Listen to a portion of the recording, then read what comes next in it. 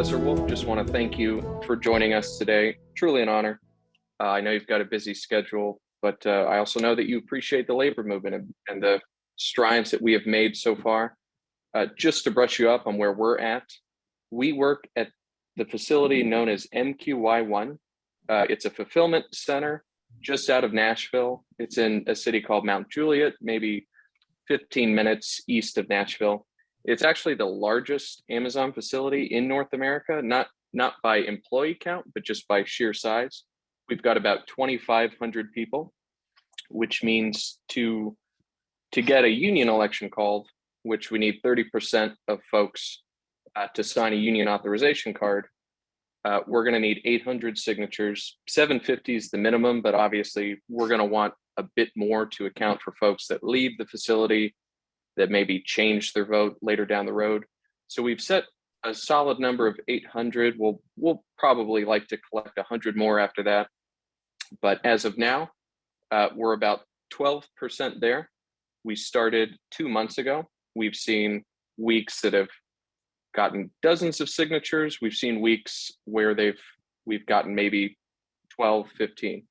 So even in just those 2 months, we've seen some ups and downs. Right now, our biggest challenge is going to be getting more organizers, more people, I suppose, going out there and talking to random people, handing out flyers, doing that sort of thing. We've got a great group as it stands right now, but we are obviously trying to grow that group as large as we can. So, Professor Wolff, if I could ask you right off the bat, could you, in simple terms, just describe what a union is, what its functions are, how it operates, just the core of what a union facilitates for its workers? Sure. And let me begin by thanking you for the invitation.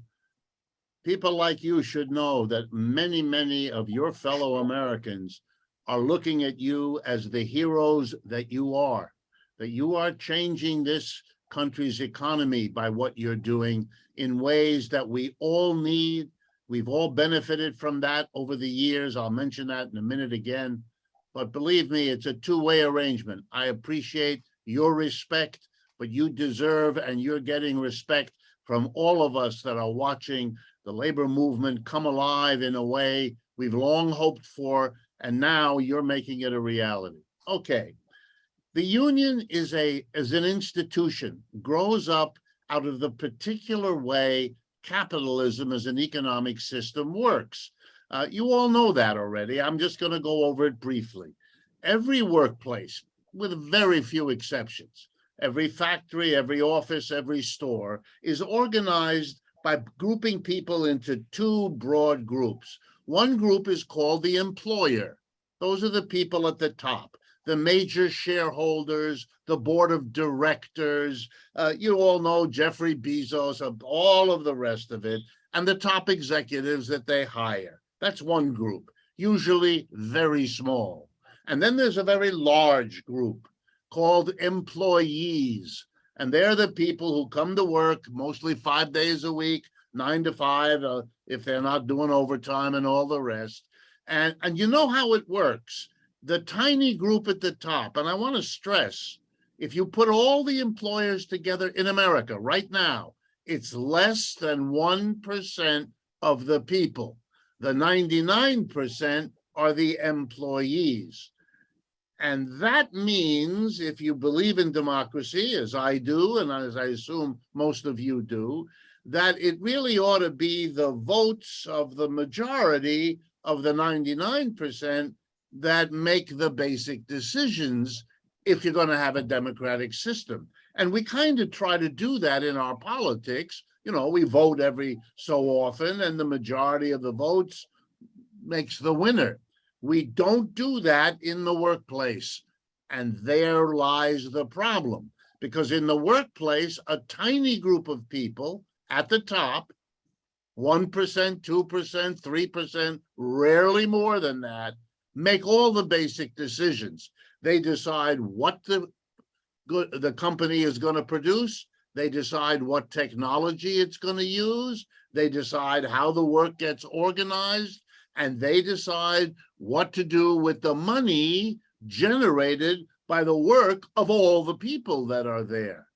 That gives them a wildly outsized power, and they're not accountable. Here's the big one. We don't vote for them. They don't have to answer to us. Not only are they free to do what they want to do, but we can't control any of it, but we have to live with their decisions. If we have only 12 seconds to get a particular job done, it's because they decided to give us 12 instead of 2 minutes, which could have been a whole different experience, et cetera, et cetera. So way back when this economic system emerged, working people pretty quickly discovered they got the short end of the stick on this one.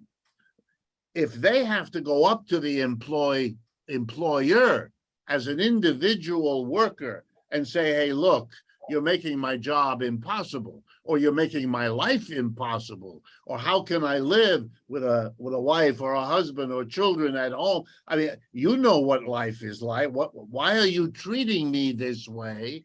And when the employer either turned a deaf ear and went out of the room, if he answered you, the only honest answer is, I'm not here to make your life good. I'm here to make a buck. I'm here to make a profit. That's why I have this job. And if I were to take care of you, I'd lose the job and I'd be replaced by someone who would treat you maybe even worse than I am treating you. When workers figured all that out, which they did, then they made a decision, and this is the birth of a union. We will be better able to improve the conditions we are asked to accept if we go to the employer as a group, not individually. Individually, we're just one worker against the lawyers and the advisors and all the people that he pays big bucks to, our employer, to confront us. He doesn't come by himself. He's not going to sit down with us. He's going to have his manager, his human capital people, his human resources department. You know the game. You've probably been through it one time or more in your life. And the workers figured out that's an unfair fight. That's me. I don't have a lawyer. I don't know all this stuff against an army, literally, and I'm never going to win that. So the only hope I have is to say, well, you're not just dealing with me as an individual. You're dealing with me as a member of a group, and we stick together. That's all a union ever was. That's why the major thing a union does is called collective bargaining. What the word means, collective, all of us together, and we're going to bargain with you. You know, that's why people you know and admire, I'll pick one, Major League Baseball teams. They don't go to the boss who owns the club and say individually, please give me. That's not how it works. They have a powerful union, and they've had it for decades. By the way, this year they're extending it to AAA baseball, the smaller, the farm teams who weren't unionized before, but are now being brought into the union. It's one of the very interesting unionization drives. But that's what unions do. And by the way, unions have been very successful. I can show you endless statistics. When the union comes, the wages, the working conditions get better. And there's no mystery here. It's not because people suddenly became good or anything like that. It's the employer understands I can't say no to all my workers when they come to me organized in a union, the way I could say no to John or Mary or Frank or Alice when they came as individuals. So that's why, by the way, employers have tried to stop unions from the beginning.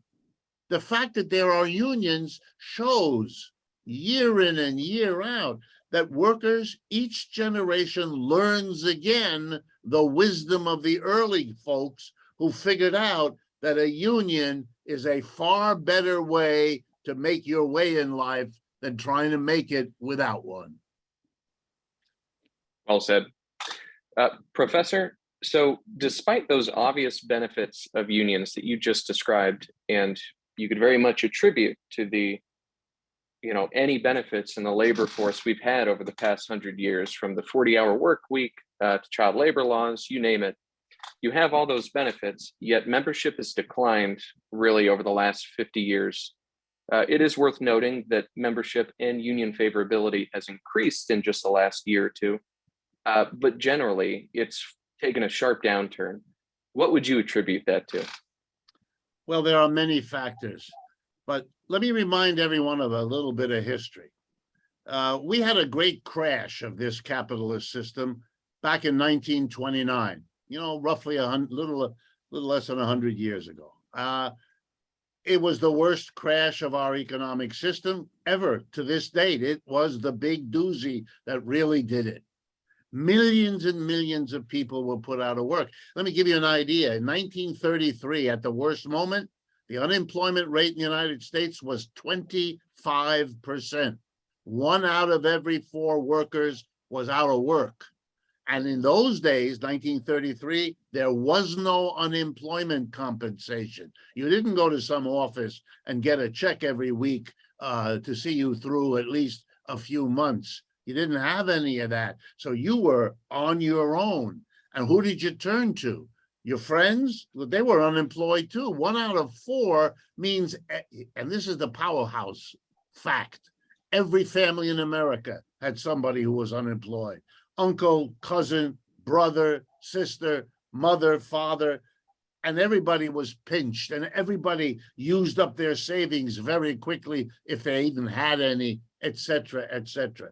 But what I want to tell you is, in the midst of that, millions and millions of Americans joined unions in the 1930s. These were people who had never been in a union before.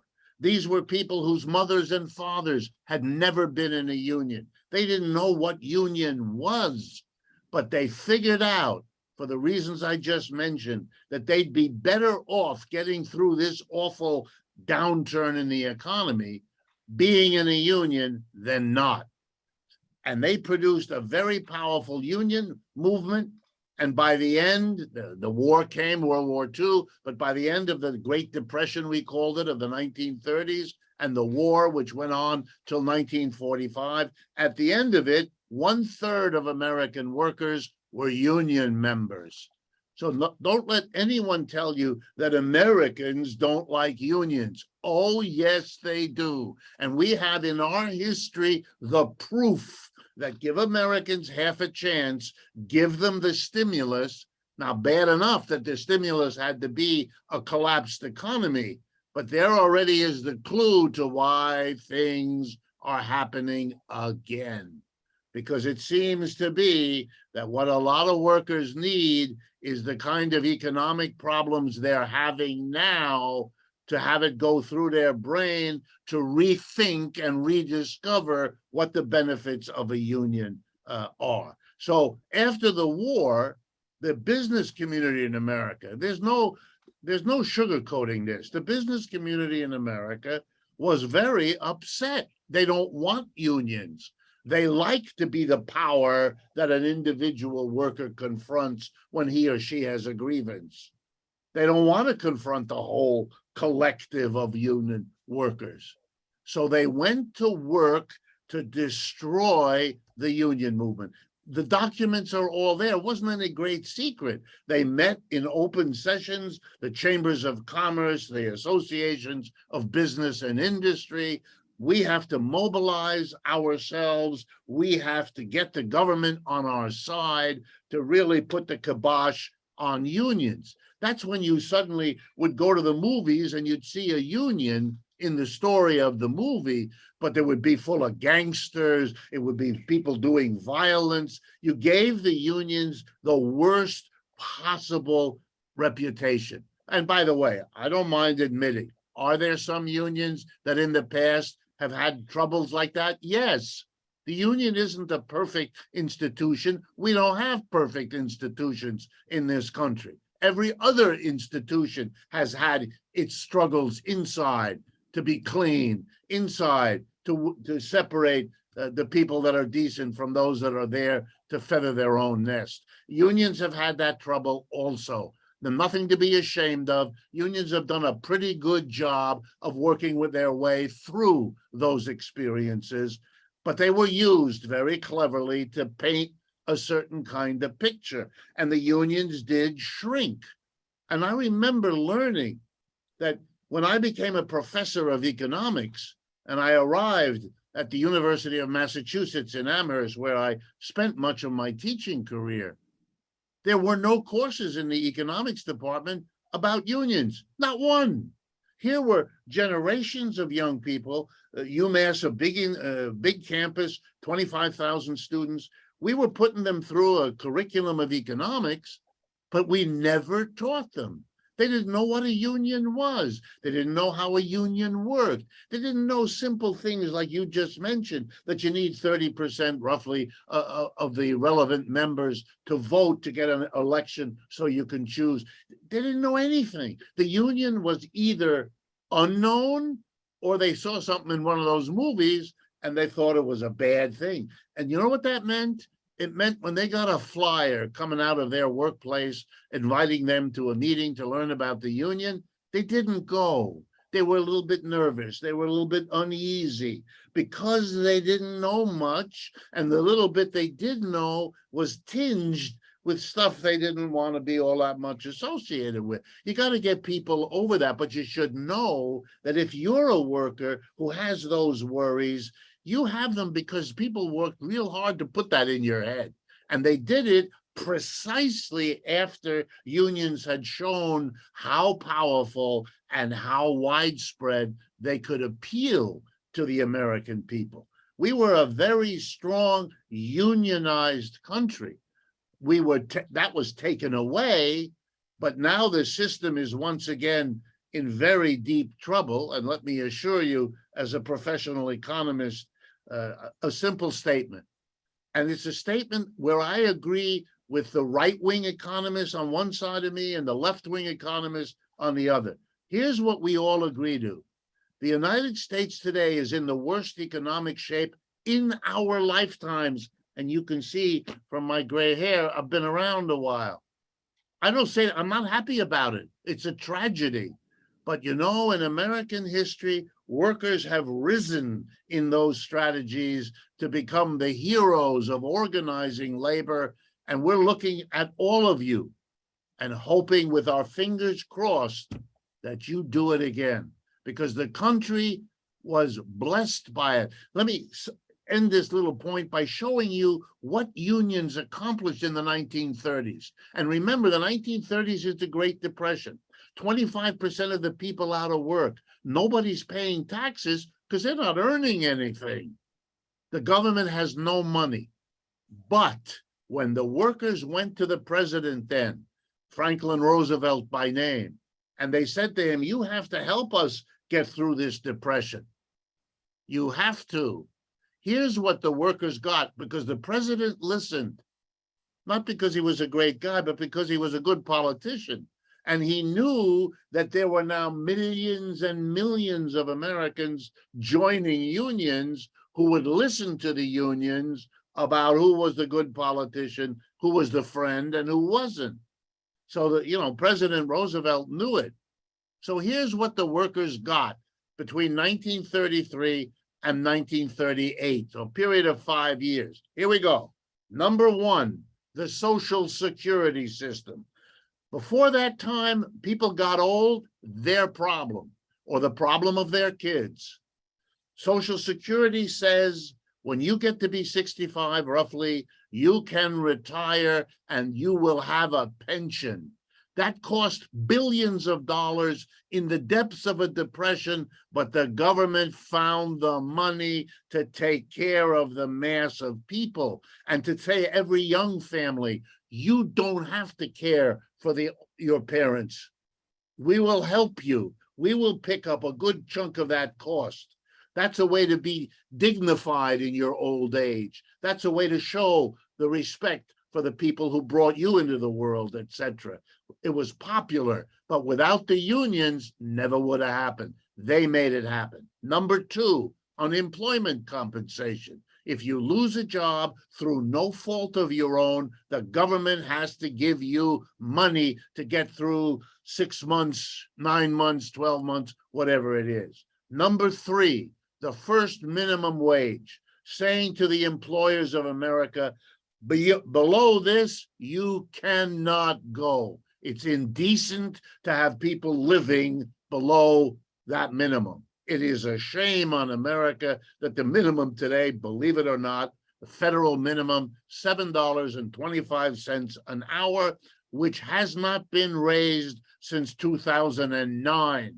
That's when the government is doing the work of the business community, not raising it. Every year prices go up. This last year, they've gone up 8-9%, and we don't help the people at the bottom. That's when you know the business community, who fights every effort to raise the minimum wage, has been successful.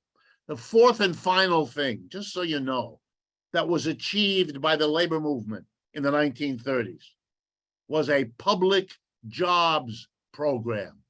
The workers of that time said to the government, we don't want to be unemployed and get unemployment pay. We still feel bad that we don't have a job. We don't want to not work. We would much rather work, have a job, and get properly paid for it. So the president said, you're right. You're right. And I'm going to create a federal jobs program. Between 1934 and 1941, 15 million American unemployed men and women got jobs, good pay, doing important things. If any of you have ever visited the great national parks in the west of the United States, they were built by those unemployed people back in the 1930s. They were doing work they loved for the people of this country, who have enjoyed the beauty that they created there ever since. This was a credible achievement. It gives you an idea of what an organized labor movement can get, and not as a pie in the sky idea, but as something that we Americans not that long ago did. And we did it through the labor movement. And the thing I want you to understand, because we all out here see it, if the labor movement gets going, particularly in places that are well known about, like Amazon, wow, you're going to help us get, again, the improvements we now need more than ever, just like your forefathers and foremothers got back in the 30s. Thank you, Professor. I've got just one more for you, if you'll take it. Sure. And it's kind of a two-part question, but to those specifically at this facility, just out of Nashville, that are concerned either for their jobs or repercussions, which of course we've done our best to communicate that it is illegal under federal law to, have you be retaliated against for being pro-union or engaging in these activities. Obviously, regardless of whether or not that's true, we've seen examples of companies openly breaking the law, perhaps most notably Starbucks, but certainly Amazon is no stranger to that sort of behavior as well. So to those workers there, what advice or perhaps thoughts would you share with them to stress the value in not just organizing this facility, but some of the effects that can have beyond just, the immediate facility itself, but in the workplace around the Nashville area, or even beyond that. So if there's anything you would like to say to our workers that are struggling or perhaps hesitant to jump on board because of reasons like that, I'd love to hear them. Well, I'm not going to repeat what you said. What you said is actually quite right. Part of one of the achievements, I don't have the time to go into, in the 1930s was the National Labor Relations Act, which set up the NLRB and which set up the law that makes it illegal for an employer to step in and deprive you of your rights on the job to form a union. That is a right protected by law in the United States. It doesn't mean that an employer won't try to go around the law. If you know employers are busy doing that in a lot of areas, they're not going to stop here either. But in a way, you should think of yourself as what I call you, which are heroes. And let me give you an answer, a few examples. When a union comes into a place, I'll give you an example from my own experience. I went to school and taught at Yale University, a very elite institution in New Haven, Connecticut. It finally got a union, and some of us as students helped work on that. They got a union, and they grew their union over time. And the union was clerical workers and people who mowed the lawn and did all the work of keeping an institution going. Did not include the faculty or folks like that. Okay. They raised the wages for clerical work and technical work. What that meant was in the whole surrounding communities, 300,000 people in the dozen or so communities, they all now had a job option they didn't have before, to do clerical work or technical work at Yale and get paid X. And you know what happened? They went to their local employer in Hamden, that's a suburb, or in East Haven, that's another suburb, or Cheshire, I mentioned them all. I lived there many years. And they went to their employer and they said, look, I'd like a better situation here. You're making it impossible for me to live at the wage you're paying, and I can go to Yale where they pay X and Y. And you know what? Employers everywhere else had to step up, because if they didn't, then it would occur to the worker, all right, I've given my employer a reasonable shot at this. He's not willing to budge. Maybe I should try to form a union here. And then there would be a meeting. The workers at Yale would now talk to the workers at X company. And in other words, it kind of spread. But all kinds of people were helped. And you know, it's an open question. Some of those people told their own children how the union, even though there wasn't one at their workplace, had helped them. But a lot of people don't tell their kids. And since we don't teach them in the school, they don't know that the weekend, you know, the idea that you don't work the last 2 days, Saturday and Sunday, that wasn't the way capitalism got going in this country. You got going, you worked 6 days a week. Saturday included. Unions fought for that. You could be asked to work 12 hours a day, 10 hours a day. It was a struggle. It took years of union-led struggles to get it down to 8 hours. You assume the 8 hours, which I'm glad you do, but you kind of owe that to the labor movement. You can be very sure the employers did not go out of their way to shorten the day. They were interested in the other direction. It took the union. So the union is an institution you build, you control. If you want to, you're doing something that is good for you, but as often escapes us in life. Here's an example where you can do something good for you right now, but good for people all around you, just like you, who need it just as you do, and in places you'll never even meet them. But your work, if you succeed there in the Nashville area, it'll lift the whole working class there, and that's the majority of the people. You'll be doing more for them in the long run than most of the people they elect to office ever did.